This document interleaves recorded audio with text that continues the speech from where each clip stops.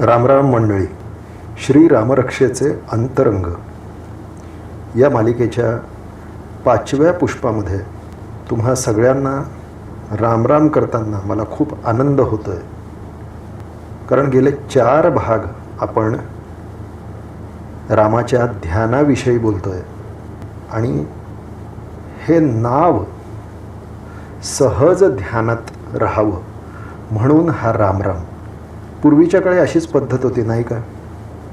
भेटल्यावर एकमेकांना रामराम असं म्हणायचो आपण. काळाच्या ओघात ती पद्धत गेली, पण ती पद्धत किती योग्य होती. जो राम माझ्या आतमध्ये आहे तोच राम तुमच्याही आतमध्ये आहे ही खूण पटवून देणारा तो रामराम असायचा. म्हणून रामराम या शब्दाला वेगळं महत्त्व आहे. रामतत्वाकडे सहज लक्ष जावं म्हणून हा रामराम. मग कृतीही अशी पाहिजे की ती पटकन आपल्या लक्षात आणून देईल की अरे राम. बघा काय गंमत आहे या नामामध्ये. नामाचं ध्यान करता करता आपण नामरूप होऊन गेलो आणि सहज काय म्हणायला लागलो? रामराम. रामरक्षेच्या अंतरंगाचा विषय तोच आहे ना. ध्यान म्हणजे काय? सारखं लक्ष देणे. पण हल्ली असं झालं आहे की जिथे स्वतःकडेच लक्ष द्यायला वेळ नाही तिकडे रामाकडे काय लक्ष देणार? पण स्वतःकडे जर लक्ष दिलं नाही तर काय होतं?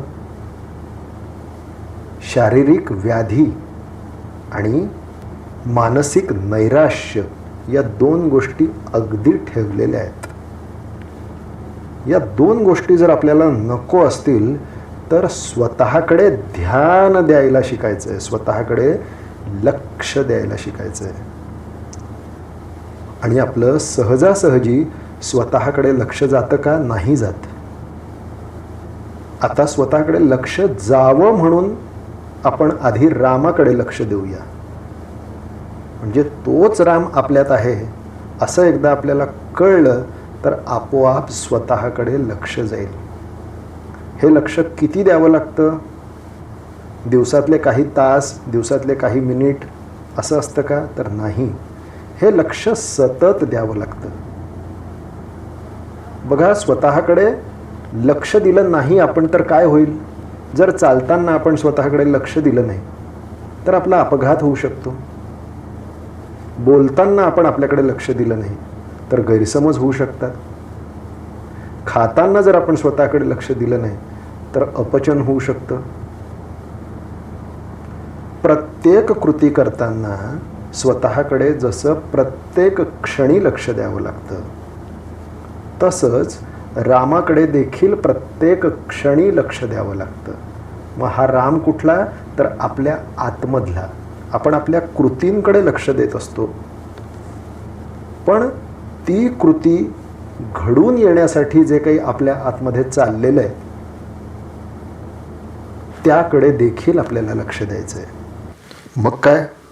आता ठरलं ना, स्वतःकडे लक्ष द्यायचं. आपलं शरीर, आपलं मन हे जर का आपल्याला स्वस्थ हवं असेल तर स्वतःकडे लक्ष द्यायचं. मग कसं द्यायचं स्वतःकडे लक्ष? रामाकडे लक्ष देता देता स्वतःकडे लक्ष द्यायचं आहे ना. पण स्वतःकडे लक्ष कसं देतो हो आपण? आपल्याला स्वतःकडे कधी बघता येतं का? नाही बघता येत ना. मग आपण काय करतो? आरशासमोर जाऊन उभे राहतो आणि आरशातून स्वतःचं रूप बघतो. म्हणजे आपण स्वतःच स्वतःच्या रूपाचं ध्यान करायला लागतो. रामरक्षेच्या बाबतीतही आपल्याला हेच करायचं आहे. रामरक्षेच्या आरशामध्ये स्वतःला बघायचं आहे. आरशाकडे आपण बघतो तेव्हा कशाकडे बघतो हो? सगळ्यात आधी स्वतःकडे लक्ष द्यायचं आहे ना, स्वतःचं ध्यान करायचं आहे. मग आरशामध्ये आपण स्वतःचं ध्यान करतो तेव्हा काय बघतो सर्वप्रथम? तर आपलं रूप बघतो, आपला चेहरा बघतो, आपले डोळे बघतो. आणि जरी आपला चेहरा मानसिक ताणतणावामुळे, शारीरिक दुखण्यामुळे तणावग्रस्त असला तरी पण आरशात पाहिल्यावर काय होतं? तर आपण हसायला लागतो. बघा, हा स्वतःच्या रूपाकडे आपण आरशात बघतोय आणि आपल्याला कळतंय की हे रूप आपल्याला हवं तसं नाही आहे. म्हणून ते रूप पालटण्यासाठी आपण काय करतोय, आपल्यामध्ये बदल करतोय आणि आपण हसायला लागतोय. रामरक्षेच्या आरशातही आपल्याला असंच करायचं आहे. आपल्या शरीराचा कारभार काय चाललाय, आपल्या मनाचा कारभार काय चाललाय, त्याचं निरीक्षण करायचं आहे आणि त्याप्रमाणे स्वतःमध्ये बदल घडवून आणायचा आहे. आरशामध्ये बघतो ना आपण, काय काय बघतो? रूपाचं मी आत्ता सांगितलं. दुसरं काय? केस बघतो आपण, की आपली केशभूषा व्यवस्थित आहे का. इकडे तिकडे जर का विस्कटलेले असतील तर आपण काय करतो, व्यवस्थित भांग पाडतो. आपल्या विचारांचं देखील असंच आहे. अस्ताव्यस्त इकडे तिकडे विखुरलेले आपले विचार ते एका रेषेत आणणे, म्हणजे विचारांचा भांग पाडण्यासाठी आपल्याला रामरक्षेच्या आरशात बघायचं आहे. अरे मी कसा विचार करतोय आणि कसा विचार करायला हवा. आरशात बघतो ना आपण, अरे किती विस्कटलेले केस आहेत माझे आणि मी किती ते छान करायला पाहिजे. मग मी काय करतो, हातामध्ये एक काहीतरी साधन घेतो कंगवा नावाचं आणि माझे केस व्यवस्थित करतो. रामरक्षेच्या आरशात आपल्याला तेच करायचं आहे. आपले जे काही वेडेवाकडे विचार आहेत त्या विचारांना आपल्याला शिस्त लावायची आहे. म्हणून रामरक्षेच्या या आरशामध्ये आपलं आतमधलं रूप बघायचं आहे. जसं बाहेरच्या आरशात आपल्याला बाहेरचा चेहरा दिसतो, बाहेरचा विस्कटलेला भांग दिसतो ना, तसं रामरक्षेच्या आरशामध्ये आपलं स्वतःचं रूप पाहायचं आहे. आणि आरशामध्ये बघितल्यावर जसं आपलं रूप पाहून आपल्याला काय होतं, सगळ्यात आधी तर प्रसन्नपणे हसावंसं वाटतं. का बरं वाटतं हो असं हसावंसं? कारण आनंद हीच आपली खरी ओळख आहे. लक्षात घ्या, दुःख हे आपण त्या आनंदावर आपल्या हाताने ठेवतो, पण आपली खरी ओळख काय आहे तर आनंद ही खरी ओळख आहे. म्हणून हा प्रयोग करून बघा. तुम्ही कितीही दुःखात असलात, कितीही संकटात असलात तरी आरशासमोर 2 क्षण उभे राहा. तुम्हाला आतून हसावंसं वाटेल, आतून प्रसन्न व्हावंसं वाटेल. आणि दुःखाचा आवेग जर का जास्त असला तर तुम्ही रडून मोकळे व्हाल. आधी तुम्हाला रडूसुद्धा फुटेल, पण त्या रडण्यानंतर तुम्हाला जो आनंद होईल तो कशामुळे होईल? कारण तुमच्या रूपाची ओळख तुम्हाला त्या आरशाने करून दिलेली आहे की मूळचा तू आनंदी आहेस आणि आनंद हीच तुझी खरी ओळख आहे. म्हणून स्वतःचं रूप कसंही असो, पण आरशात बघून आपल्याला प्रसन्न व्हावंसं वाटतं. आणि एकदा सुहास्यवदन आपण प्रसन्न झालो, स्वतःवरच प्रसन्न झालो की मग आपण काय करू लागतो, स्वतःशीच बोलू लागतो. तो आरसा आपल्या मनाशी बोलू लागतो. रामरक्षेचा हा आरसा देखील तुमच्या मनाशी असाच बोलणार आहे. आपलं स्वतःकडे लक्ष नाहीये ना, म्हणून रामरक्षेच्या ध्यानामध्येच अशी व्यवस्था आहे जी आधी आपल्या शरीराकडे आपलं लक्ष वेधून घेईल, मग आपल्या मनाकडे लक्ष वेधून घेईल आणि त्यानंतर श्वासाकडे लक्ष वेधून घेईल. बघा पुन्हा काय सांगतोय मी, रामरक्षेच्या ध्यानामध्येच अशी व्यवस्था आहे. अथ ध्यानम, आज 5वा भाग आहे, पण ध्यानावरच बोलणं चाललंय ते यासाठी. अथ ध्यानम म्हणजे काय तर रामरक्षेमधली ती व्यवस्था आहे. ती व्यवस्था शरीराकडे लक्ष वेधून घेते, तीच व्यवस्था मनाकडेही लक्ष वेधून घेते आणि तीच व्यवस्था श्वासाकडेही लक्ष वेधून घेते. म्हणून कुठल्याही ध्यानाचं जे सूत्र आहे ते रामरक्षेच्या एका शब्दात आहे, अथ ध्यानम. ध्यानाचं सूत्र काय आहे तर तन, मन आणि श्वास यांच्या गतीकडे लक्ष देऊन ती गती संयमित करणं. बघा,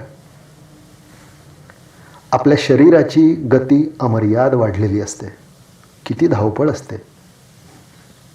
आपल्या मनाची गती अमर्याद वाढलेली असते, कारण इतके शब्द, इतके विचार की त्याला काही अंतच नाही. आणि शरीर आणि मनाची गती इतकी अमर्याद वाढलेली असताना श्वास कसा राहील जागेवर, त्याची पण गती अमर्याद वाढते. आणि श्वासाची गती वाढणं म्हणजेच काय, तर आयुष्य कमी होणं. आपण म्हणतो ना, देवाने श्वास मोजून पाठवलाय आपल्याला, आणि ते श्वास आपणच कमी करत असतो. का बरं, तर या धावपळीमुळे. मनाची धावपळ, शरीराची धावपळ. आणि यामुळे काय होतं, तर फक्त ताणतणाव वाढतात. तनाची, मनाची आणि श्वासाची गती वाढल्यावर काय होतं, तर कोरोनासारखे नवीन नवीन आजार हे त्याच सिस्टीमवर हल्ला करतात. आधी तणावर हल्ला करतात, मग श्वासावर हल्ला करतात आणि मग मनावर हल्ला करतात. बघा, माणूस कितीही प्रगत झाला तरी शरीर, मन आणि श्वास या तिन्ही गोष्टीवर एकाच वेळी काम करेल अशी कुठली सिस्टीम नाही. या आजारातही डॉक्टर लोक काय म्हणताय की आमचे प्रयत्न सुरू आहे, पण तुम्ही मनोबल चांगलं ठेवा. आम्ही प्रयत्न करतो आहोत, पण तुम्ही श्वासाकडे लक्ष ठेवा. आम्ही प्रयत्न करतो आहोत, पण तुम्ही फिटनेस चांगला ठेवा. याचा अर्थ काय, तर शरीर, मन आणि श्वास यातलं संतुलन आपल्याला साधता आलेलं नाही. आणि हे संतुलन साधून देणारं साधन म्हणून रामरक्षेकडे बघितलं पाहिजे. अमर्याद वाढलेली अशी ही तनाची आणि मनाची गती संयमित करण्यासाठी ध्यान आहे. सुसाट सुटलेल्या आपल्या विचारांच्या गाडीला ब्रेक लावण्याचं सामर्थ्य कशात आहे माहिती आहे, फक्त ध्यानात आहे. म्हणून ध्यानात एकाग्रता आहे, ध्यानात खोली आहे, सखोलता आहे, ध्यानात मनःशांती आहे, ध्यानातच सौम्यता आहे. भरकटणारं मन शांत करण्याचं सामर्थ्य हे ध्यानात आहे. म्हणून ध्यानातच मौन आहे. आणि या मौनाकडे ध्यान द्यावं म्हणजे लक्ष द्यावं, म्हणजे सखोल ध्यानाच्या डोहामध्ये आपण सहज उतरू शकतो. आणि त्या तरंगविरहित पाण्यामध्ये आपण छानपैकी विहार देखील करू शकतो.